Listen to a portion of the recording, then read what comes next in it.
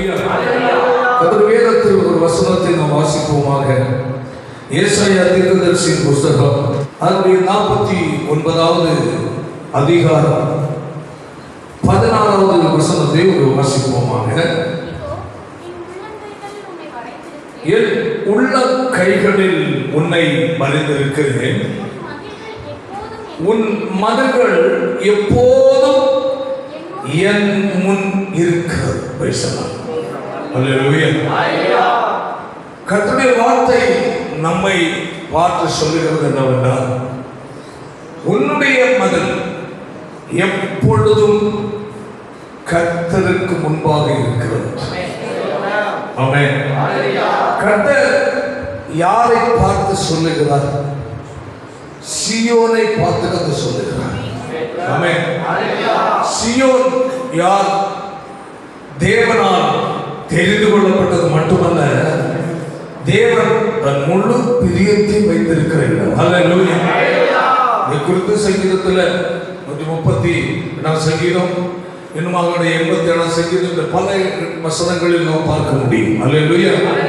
கர்த்தர் தன்னுடைய முழு பிரியத்தை வைத்திருக்கிறதான இடத்தில் பார்த்து சொல்லுகிறார். ஆமென். உன்னுடைய மதல் எப்பொழுது என்னுடைய கண்களும் முன்பதாக. அப்போ கர்த்தர் முழு பிரியத்தை வைத்திருக்க வேண்டும் என்றால், ஆமென், அல்லேலூயா, அதற்கு ஏற்ற நிலையில் சீயோன் காணப்பட வேண்டிய அவசியம். ஆமென், அல்லேலூயா. எல்லாரையும் பார்த்து சொல்ல மாட்டார். ஆமென். இந்த பூமிக்குரிய நிறைய சீயோனாக தேவனால் தெரிந்து கொள்ளப்பட்ட ஒவ்வொரு தேவனுடைய பிள்ளைகளும் இருக்கிறார். இயேசுவின் இரத்தத்தால் மீட்கப்பட்டவர்கள் ஒவ்வொருவரும், அல்லேலூயா, ஒரு சீயோன். ஆமென். நம்மில் அவர் பிரியம் வைத்திருக்கிறார். அவர் நம்மை பாதுகாக்கிற தேவன். ஆமென். நம்மை நடத்துகிற தேவன், நம்மோடு இருக்கிற தேவன். ஆமென். அதனால் நம்மை பார்த்து அவர் சொல்லுகிறார். அல்லேலூயா. உன் மதல், ஆமென், கர்த்தரால் மீட்கப்பட்ட தேவனை தெரிந்துடைய மதல் எப்பொழுது கர்த்தருடைய கண்களுக்கு முன்பதாக இருக்கிறது. Hallelujah, hallelujah, hallelujah. Praise the lord. கடந்து வருவது உண்டு. ஆமென். கர்த்தருடைய கவனம் நம்மில் இருக்கிறது. அல்லேலூயா. பாருங்கள், அதனுடைய ஏசாயா 54வது அதிகாரத்தில் பார்க்கும்போது அதனுடைய 7ஆம் வசனத்தை வாசிக்க பார்க்கலாம். இமை பொழுது உன்னை என்ன செய்து கைவிட்டேன் என்று சொல்லுகிறார். அல்லேலூயா. சில சூழ்நிலைகளில் கர்த்தருடைய உதவிகள் நமக்கு இல்லாதது போல், கர்த்தரனை கைவிட்டாரோ, கர்த்தரனை மறந்தாரோ என்று நினைக்கிற நிலையில் உள்ள பல சூழ்நிலைகள் நம்முடைய வாழ்க்கையில் என்ன செய்யும்? வரும். புரிந்து கொள்ள வேண்டும். தேவன் முழு பிரியத்தை வைத்திருக்கிற இடம், அவர் விரும்புகிற நிலையில் அவருடைய வாழ்க்கை என்ன செய்யணும்? காணப்பட வேண்டும். தேவனுடைய வாக்கு தத்துவங்களும், தேவனுடைய பாதுகாவலும், தேவன் செய்கிற அற்புதங்களும் எல்லாருக்கும் அல்ல. அல்லேலூயா. அவருக்கு ஏற்ற நிலையில் வாழ்கிற ஜனங்களுக்கு மட்டும். அல்லேலூயா. தேவனால் நேசிக்கப்பட வேண்டும் என்றால், தேவனுடைய கரம் செயல்பட வேண்டும் என்றால், அல்லேலூயா, இந்த வாழ்க்கையில் அற்புதம் நடக்க வேண்டும் என்றால், ஆமென், இந்த வாழ்க்கையில் எல்லா ஏரியாவை கர்த்தர் கவனிக்கிறார். ஆமென். சீயோன் எப்படியோ வாழ்ந்துச்சு, தேவனுடைய பாதுகாவல் வேணும்னு நினைச்சா என்ன செய்யாது? ஒரு தேவனுடைய பிள்ளை, தேவனுடைய பவேரசு உத்தமமாய் நடக்கிறவர்களுக்கு கர்த்தர் நன்மையை தேவனுக்கு முன்பதாக உத்தம இருதயத்தோடு, தெய்வ பக்தியோடு, தேவன் விரும்புகிற பரிசுத்தத்தில், ஒரு தேவனுடைய பிள்ளை வாழும்போது, தன்னுடைய வாழ்க்கையை ஒவ்வொரு நாளும் சோதித்து, பரிசோதனை செய்து, தேவன் நோக்கப்படுகிற ஏதாவது காரியங்களை வாழ்க்கையில் இருக்கிறது பரிசோதித்து நாம் வாழும்போது, கர்த்தர் நம்முடைய வாழ்க்கையில் அற்புதம் செய்வார். கர்த்தர் நம்மை பாதுகாப்பால் பலமாய் உள்ள தேவன். அப்படிப்பட்ட ஜனங்களை பாதுகாத்து சொல்லுகிறார். அல்லேலூயா. உன்னுடைய மனிதன் கண்களுக்கு முன்பாக எப்பொழுதும் இருக்கிறார். அல்லேலூயா. சில நேரங்கள் அந்த நம்ம வாசித்தோம். அதுல 54 வசனம், இவன் இப்பொழுது உன்னை கைவிட்டேன், ஏன் அந்த நிலை? ஆமென் ஆமென். கைவிடுதல் சொல்லுவாய். ஏன் அப்படிப்பட்டதை பாருங்கள். ஒரு எபிரேயர் நிருபத்தில் ஒரு வசனம் நாம் பார்க்க முடியும். பாருங்கள், 12வது அதிகாரத்தில் 6ஆம் வசனம் வாசியை பார்க்கலாம். கர்த்தர் எவனிடத்தில் அன்பு கூறுகிறாரோ அவனை அவர் என்ன செய்கிறாரா? சிருஷ்டித்து. ஏன் சிருஷ்டிக்கிறாரு? உன்னிட்ட அன்பு கூறுறாருன்னா ஏன் அவர் சிருஷ்டிக்கணும்? எவனிடத்தில் என்ன செய்கிறாரோ அன்பு கூறுகிறாரோ அவனை என்ன செய்கிறாரா? சிருஷ்டிக்கிறார். இப்போ நம்ம ஒரு பிள்ளைகள் மேல் நம்ம அன்பு வச்சிருக்கோம். யார் மேல் அன்பு வைப்போம்? நம்ம வார்த்தைக்கு என்ன செய்கிறவர்கள்? கீழ்ப்படுகிறவர்கள். கீழ்ப்படுகிற பிள்ளைகள் மேல் பெற்றோருக்கு ரொம்ப அன்பு இருக்கு. எந்த காரியமும் பெற்றோருக்கு முன்பதாய் உண்மையாய் பெற்றோரை புரிந்து சூழ்நிலையை புரிந்து அல்லேலூயா நடக்கிறவர்கள் மேல் பெற்றோருக்கு என்ன இருக்கும்? ஒரு கவனம் மட்டுமல்ல, ஒரு அன்பு இருக்கும். மனசுல எப்படி நினைப்பாங்க? பரவாயில்ல, என் பையன் அல்லது என் பொண்ணு சூழ்நிலையை புரிந்து நடக்கிறாங்க, இருதயத்தை துக்கப்படுத்தாமல் நடக்கிறாங்க என்று அந்த பெற்றோருக்கு இருதயத்தில் ஒரு மேல் என்ன இருக்கும்? ஒரு நம்பிக்கை இருக்கிறது, ஒரு எதிர்பார்ப்பு. அப்படிப்பட்டவங்களை எதுக்கு சிரிக்கணும்? நல்ல ஒழுக்கமாக இருக்கிறபடி இருதயத்துக்கே தோன்றிருக்கிறாங்க. ஏன் சிரிக்கணும்? விளையாடுறாங்க. என்ன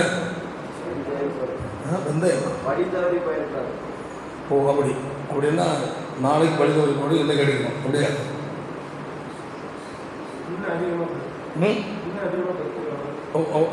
இன்னும் பக்தி வரணும். இன்னும் ஒரு வாடி நல்லாதானப்பா இருக்கிற அப்படி நல்லாதானே இருக்கிற அப்படி நம்ம இருதயத்தை சந்தோஷப்படுத்துகிற பையனாக பொண்ணாதானே இருக்கு. அப்படிப்பட்ட பொண்ணைய அடிக்கணும். நல்லா புரிந்து கொள்ளுங்க. இப்போ ஒரு நம்ம பிள்ளைகள் மேல் அதிக அன்பு வச்சிருக்கோம். பேசலாம் பிள்ளைகள் நம்மளுக்கு அன்பாச்சு. அந்த பிள்ளைகள் அப்பா அம்மாவுக்கு பிரியமாக வாழணும், அவர்களை என்ன செய்யக்கூடாது? துக்கப்படுத்தக்கூடாது என்ற ஒரு சிந்தனையில் வாழ்ந்து கொண்டிருக்கிறார். அதனால் முழு எதிர்பார்ப்பும் அந்த பெற்றோருக்கு யாருமே வருகிறது.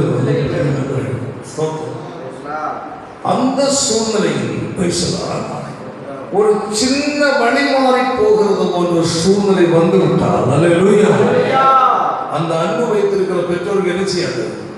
பிடிக்குமா? பிடிக்காது. நல்லா புரிந்து கொள்ளும். அல்லேலூயா என்ன செய்யாது? பிடிக்காது. நம்ம என்ன செய்கிறோம்? சிச்சை கொடுக்கிறோம், கடிந்து கொடுக்கிறோம். எதற்காக தெரியுமா? பேசுறான் அன்பு வைத்திருக்கிறதுனா. அல்லேலூயா நான் சந்தோஷப்படுகிற நிலையை விட்டு என் மகன் மாறி போகிறான், அந்த நிலையில் அவன் விடக்கூடாது, அவன் சரியா வர வேண்டும் என்று நான் சொல்றேன். சொல்ல புரியுதா? அல்லேலூயா. இப்போ சீயோன் மேல் கர்த்தர் பாருங்கள். 87ஆம் சங்கீதம் வாசிங்க. 2ஆம் வசனம் தெரியுமா? 1 2 சேர்த்து வாசிங்க. நல்லா புரியுது. யாக்கோபின் வாசஸ்தலங்கள் எல்லாவற்றை பார்க்கிலும் சீயோனின் வாசல்களில் பிரியமாயிருக்கிற கையவை வாசஸ்தலங்கள் தேவன் வாசம் பண்ணுகிற அநேக வாசஸ்தலங்கள் இருந்தாலும் கூட தேவன் பிரிய வைத்திருக்கிற ஒரு சீயோன்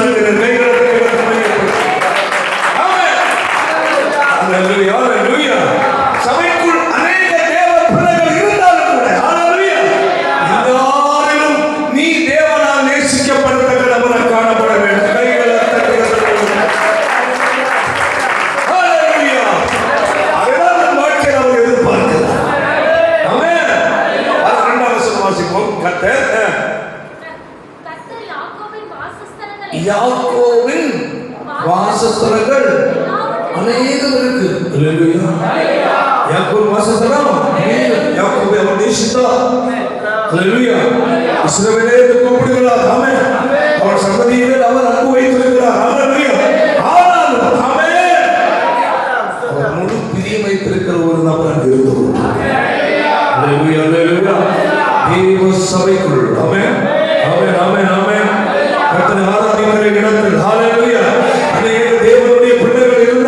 கூட தேவனால் நேசிக்கப்படத்தக்க சிலர் சபைக்குள்ள உண்டவரை மறந்து விடக்கூடாது.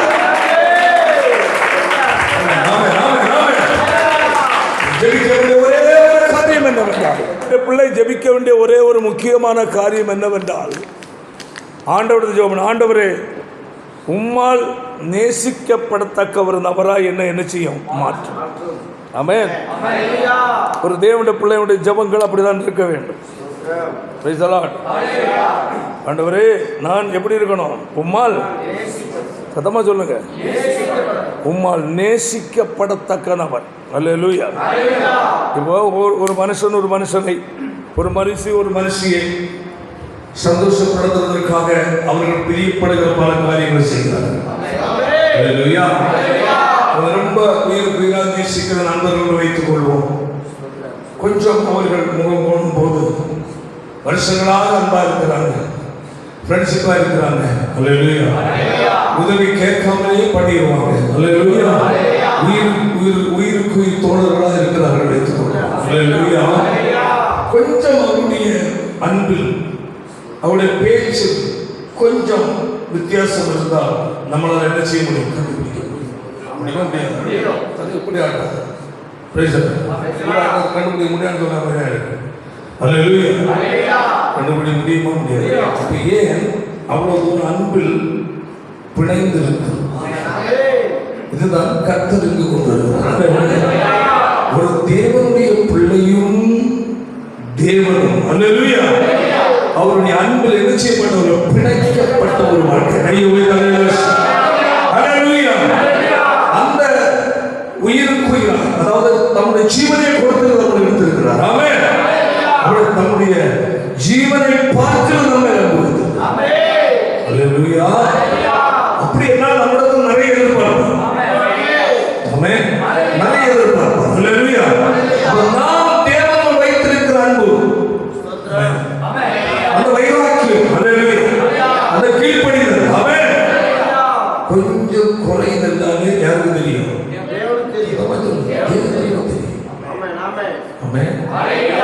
அப்போ நீ விலகி இருக்கிற. அல்லேலூயா. தொடக்கத்தில் இருந்தது போன்ற வாழ்க்கை. அல்லேலூயா. தொடக்கத்தில் ஆதி இருந்ததான அன்பு. ஆமென். அந்த ஜெப வாழ்க்கை. ஆமென். தொடக்க நாட்கள் எந்த காரியம் பெரிதோ சிறதோ கர்த்தரை சந்தித்த அவரோடு நீ பேசாமல் போக மாட்டாய். கர்த்தரை கணக்கில் வைத்திருக்கிறார். என்ன புரிந்து கொள்ள வேண்டும்?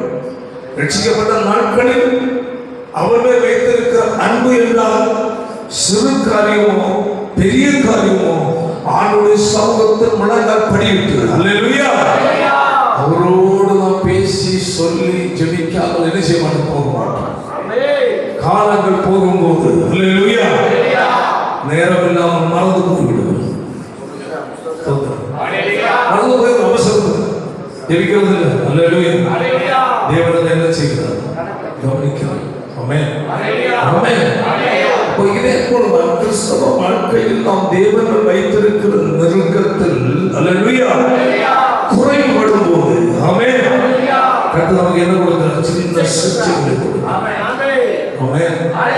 நாம் நினைப்போம், நல்லா தானே இருக்கிறேன், அல்லேலூயா, ஜெபிக்கிறேன், நான் ஆண்டவருக்கு என்ன கொண்டு வச்சேன், நான் ஆண்டவர் துக்கப்படுத்தலையே என்று தான் நினைப்போம். அல்லேலூயா. துக்கப்படுத்துறவங்க எப்படியோ வாழ்றவங்க நல்லதானே இருக்குதான், அவனுக்கு எந்த தண்டனையும் இல்லையே. நான் நல்லா இருக்க, எனக்கு எந்த தண்டனை? நல்லதான். அல்லேலூயா. நான் ஜெபிக்கிறேன், நாளைக்கு போகிறேன், என்னால் முடிந்தாலும் உண்மையா இருக்கிறேன். அல்லேலூயா. இருக்குது தண்டனை. சில கண்டபடியெல்லாம் வாழ்றாங்க, அவங்களுக்கு எந்த பிரச்சனையும் இல்லையே. பாண்டனை கை விட்டு நல்லா தான் சொல்லப்பட்டிருப்பாங்க. வாசிப்போமாக அந்த இயேசையால 54. சீயோனோ கர்த்தர் என்னை கைவிட்டார். 14 வருஷம். சீயோனோ கர்த்தர் என்னை கைவிட்டார், ஆண்டவர் என்னை மறந்தார் என்று சொல்றார். ஆமென். சொல்றது யாரு? சீயோன் மேல் யார் பிரியம் வைத்திருப்பது? தேவன். ஆமென். யாக்கோபின் வாசஸ்தலங்கள் எல்லாவற்றையும் பார்க்கிறோம். அல்லேலூயா. சீயோன் மேல் கர்த்தர் அன்பு வைத்திருக்கிறார். அந்த சீயோன் சொல்லுகிறது, முழு பிரியம் வைத்திருக்கிற சீயோன். அல்லேலூயா. அதான் சொல்லுகிறது,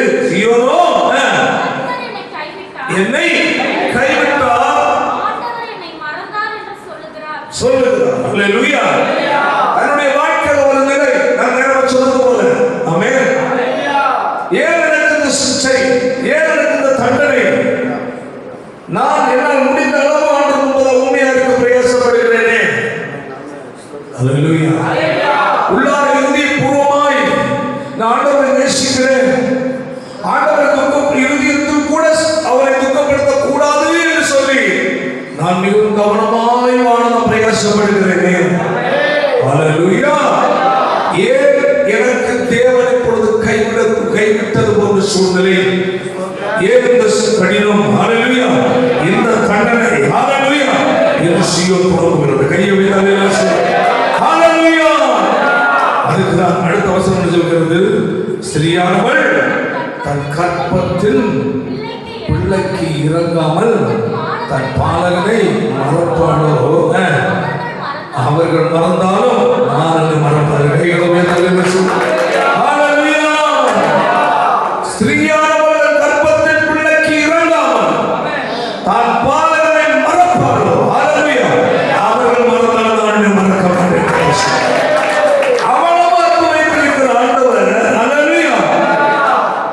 அவர் நேசிக்கிறபடியினால் அவர் வழியை விட்டு ஆதி அன்பில் இருந்து நாம் விலகும் போது சில சூழ்நிலை நம்ம என்ன செய்யற சிக்ஷை பாருங்க. எவரையில வாசிப்போமாங்க. எவனிடத்தில் அப்போ உனக்கு ஒரு சிக்ஷை, சில நெருக்கம் கவனிப்பாரு. அல்லேலூயா. சில நெருக்கங்கள், அல்லேலூயா, சில பிரச்சனைகள், ஆமென், சில போராட்டங்கள், ஆமென், வாழ்க்கையில் கடந்து வருகிறது. ஆமென். புரிந்து கொள்ள வேண்டும், என் கர்த்தர் என்னை நேசிக்கிறார். அல்லேலூயா. நான் இன்னும் கர்த்தரை கட்டி செல்ல வேண்டிய அவசியமா இருக்கிறது. என்னுடைய கர்த்தர் இன்னும் எதை எதிர்பார்க்கிறார் என்பதான ஒரு மனதில் ஒரு அறிமுறை கூட தேவைப்படுகிறது. அல்லேலூயா. வாசிப்போமாக தொடர்ந்து. சிச்சித்து எந்த மகனையும் சொல்லுகிறது போல. ஆமென். ஹல்லேலூயா. அப்போ கர்த்தர் நம்மை வைத்திருக்கிற அன்பை அங்கு வெளிப்படுத்துகிறார். தேவனை புரிந்து கொள்ளணும். தேவன் நம்மை முழு பிரியத்தை வைத்திருந்தால் நம்ம அந்த மதில்கள் எல்லாம் அவருடைய எப்பொழுது கண்கள் கொண்டதாக இருக்கிறது. அல்லேலூயா. இந்த சூழ்நிலைகள் மத்தியில் மதில் என்றால் எனது பாதுகாவல். அல்லேலூயா. அல்லேலூயா. தேவனுடைய பிள்ளைகளாகிய நமக்கு பாதுகாவல் சுவர் எது? பேசலாம். சங்கீதத்தில் சொல்லப்பட்ட ஒரு வாதையும் கூடாரத்தை அல்லேலூயா உனக்கு விரோதமாக உருவாக்கப்படும் எந்த ஆயுதமும் வாய்க்காதே போகும். ஒரு பக்கம் 1000 பேரும் ஒரு நல்ல புறத்தில் 10,000 பேர் விழுந்தால் அது உன்னை அணுகாது. காரணம் என்ன? அவர் என்னிடத்தில் வாழ்ச்சியிருக்கிறார். நீ கட்டடத்தில் வாழ்ச்சியாக இருக்கிறபடியா? ஆமென். கட்டடத்தில் அளவுகள் அன்பு வைத்திருக்கிறபடியா? அல்லேலூயா. சத்துடைய எந்த காரியமும் உன்னை நினைச்சு விடுவதில்லை, தாக்கப்படுவதில்லை. அவருடைய கண்கள் எப்பொழுது கண்கள் முன்பதாக பதில்கள் காணப்படும். அல்லேலூயா. தேவனுடைய பிள்ளை தேவனுடைய பாதுகாவலுக்குள் வாழ்ந்து கொண்டிருக்கிறோம். ஆமென். அல்லேலூயா. பயப்படாதே, உன்னோடு கூட இருக்கிறேன்னு சொல்ல மாட்டார். ஆமென். நான் உன்னை விட்டு விலகுவதும் இல்லை. ஆமென். உன்னை கைவிடுவதில்லை சொன்னார். அல்லேலூயா. வழிநடத்த கட்ட வல்லமை உள்ள தேவன். ஏசாயாவை பார்க்கும்போது 54 அதிகாரத்தில் ஆமென் பாருங்கள், அதனுடைய 7ஆம் வசனம், இமைப்பொழுது உன்னை கைவிட்டேன். ஏன்?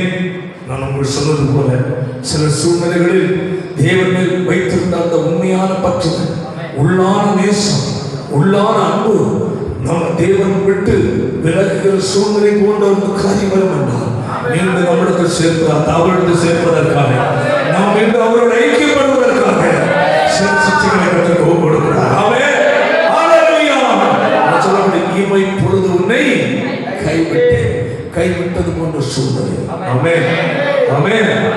கைவிட்டது போன்ற சூழ்நிலை நமக்கு வந்தாதான் முழங்கால் பேடு கத்திர தேடுவோம். அல்லேலூயா. ஆண்டவரே, நான் உன்னை ஏங்க துக்கப்படுத்தினேன். ஆமென் ஆமென். இந்த சூழ்நிலையில் எனக்கு இப்படி நெருக்கம் இருக்கிறது. ஆமென். இப்படி போராட்டம் இருக்கிறது, இப்படி குறைவு இருக்கிறது, நான் எங்கேயோ தவறி இருக்கிறேன் என்று சொல்லி அவன் வாழ்க்கையில் இருக்கிற சில ஒழுங்கினங்களை நம்ம சரிப்படுத்த முடியாது. தேவனுடைய பிள்ளை நம்முடைய வாழ்க்கையில் இருக்கிற குறைகள், தவறுகள், கட்ட துக்கப்படுகிற சிறிது பெரிதுமான காரியங்களை அடையாளம் கண்டுகொள்ள வேண்டும் என்றால் கர்த்தர் கைவிட்டது போன்ற சில சூழ்நிலை நம்முடைய வாழ்க்கையில கடந்து வந்தாதான் நான் அறிந்து கொள்வேன். சில சிக்ஷைகள், சில நெருக்கங்கள், சில குறைவுகள் வரும்போதுதான் நம் உலகம் வேதம் சொல்லுகிறது, உங்கள் வழிகளை என்ன செய்வார்கள்? சிந்தித்து பாருங்கள். ஆமென் ஆமென். உங்கள் வழிகளை சிந்தித்து பாருங்கள். ஏன் என் வாழ்க்கையில் இந்த நிலை, இந்த கஷ்டம், இந்த போராட்டம், இந்த வேதனை, இந்த துக்கம் ஏன் என்று சொல்லி ஒரு தேவன பிள்ளை தேவ சமூகத்தில் அமர்ந்திருந்து தற்பரிசோதனை செய்ய வேண்டியது அவசியமானது. எந்த ஒரு கத்தோலிக்க சரி சாதாரணமாக நீங்க வாழக்கூடாது.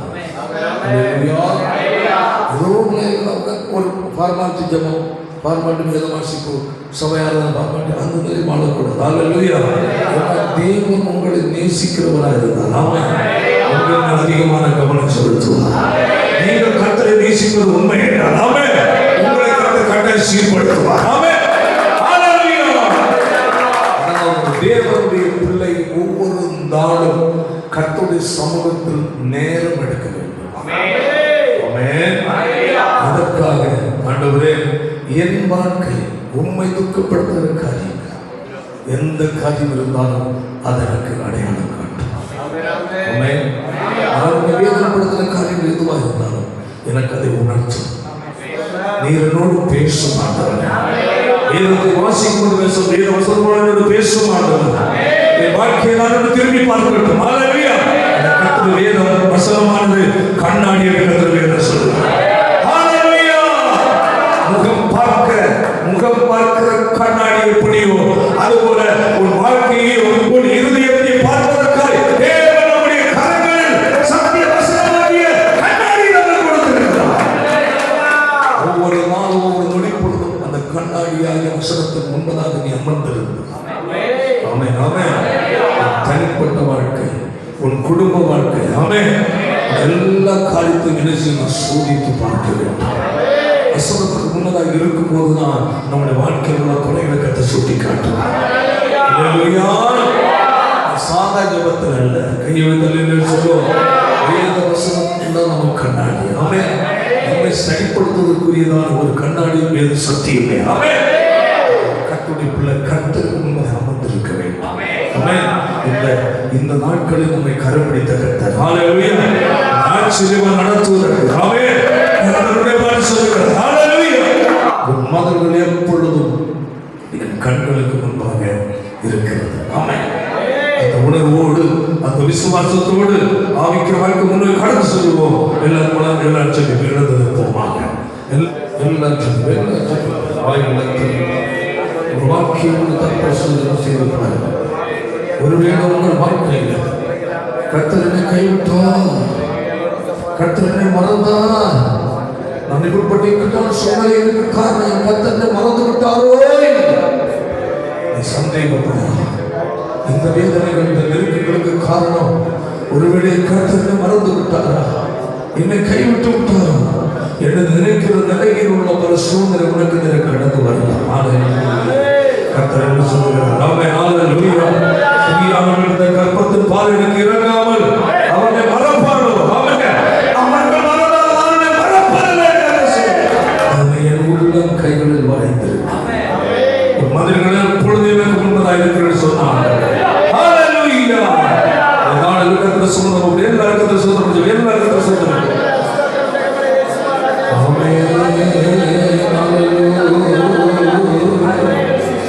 Hallelujah, hallelujah, hallelujah, hallelujah.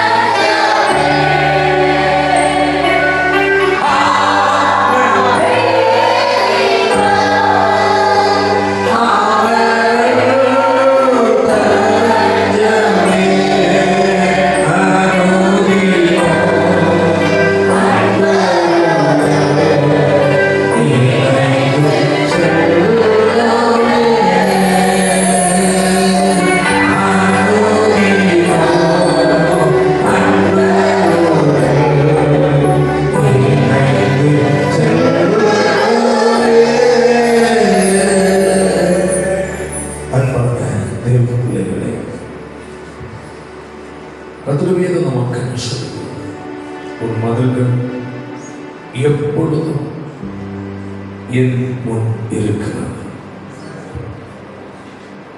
வாழ்க்கையில் சில எதிர்மாறான சூழ்நிலைகள், கஷ்டங்கள், போராட்டங்கள் வரும்போது நாம் நினைக்கிற நேரம், ஐயோ கர்த்தர் என்னை கைவிட்டாரோ, ஆண்டவர் என்னை மறந்து விட்டாரோ,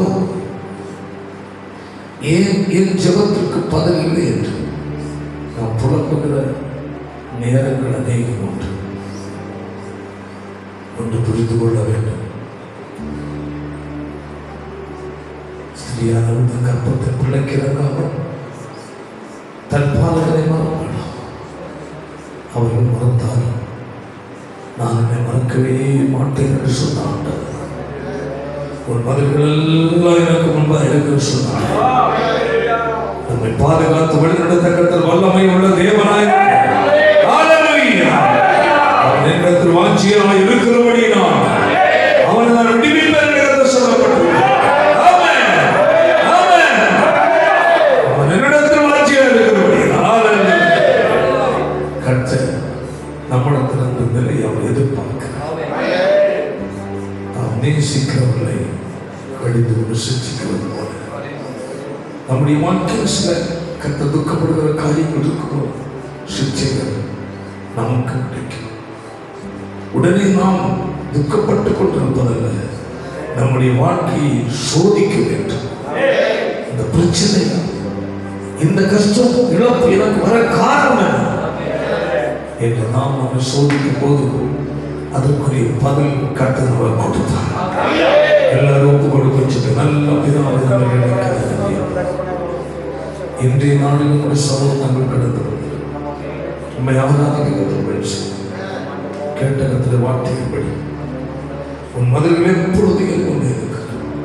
சீயோனோ கர்த்தர் என்னை கைவிட்டார், ஆண்டவனை மறந்தார் என்று சொல்லும் போது கர்த்தர் சொல்லுவது, ஸ்திரீயானவள் கர்ப்பத்தில் பிள்ளைக்கிறார், அவர்களை மறப்பாடோ, அவர்கள் மறந்தாலும் நான் என்னை மறக்க மாட்டேன் என்று கர்த்தர் சொல்லுகிறேன்.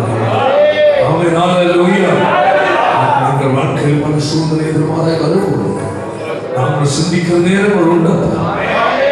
கர்த்தர் சமூகங்கள் முழங்கள் படியிட்டு எங்களை நாங்கள் சோதனை செய்து பார்க்க